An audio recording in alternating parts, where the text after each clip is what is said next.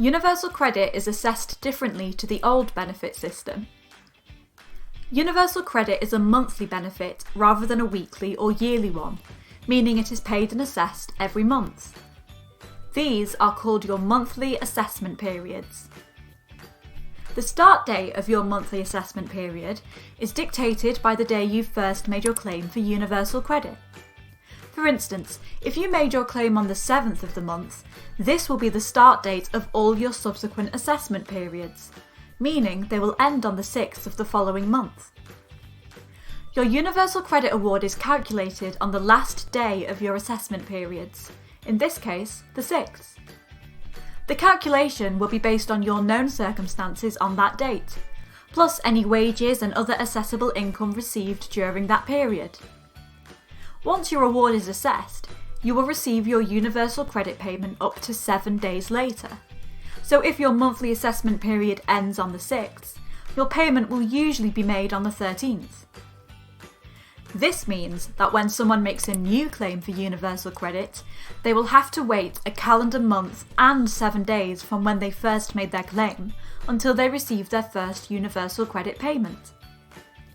If you feel you may not manage until you receive your first or next universal credit payment, you can request an advance payment.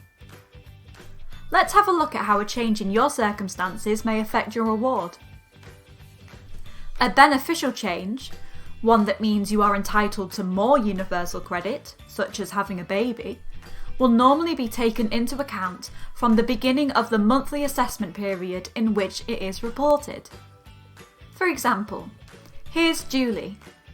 Julie's monthly assessment period starts on the 3rd of every month.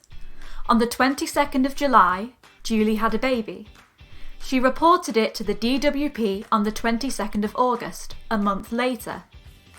When that monthly assessment period came to an end on the 2nd of September, the DWP took into account her change in circumstances and included a child element for the assessment period that started on the 3rd of August, even though the baby was born on the 22nd of July.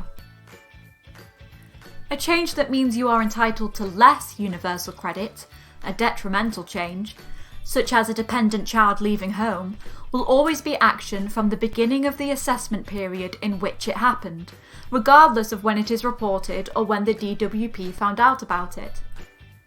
For example, Stanley's 16-year-old son decided to move in with his mum 3 months ago. Stanley has only just notified the DWP about his change in circumstances. Stanley's assessment periods start on the 15th of every month. His son moved out on the 28th of September.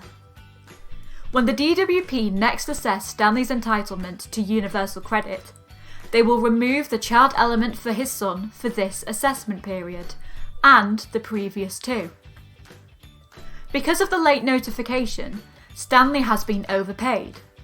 This will be recovered by making deductions from his future universal credit payments. Further information and other videos are available on this website.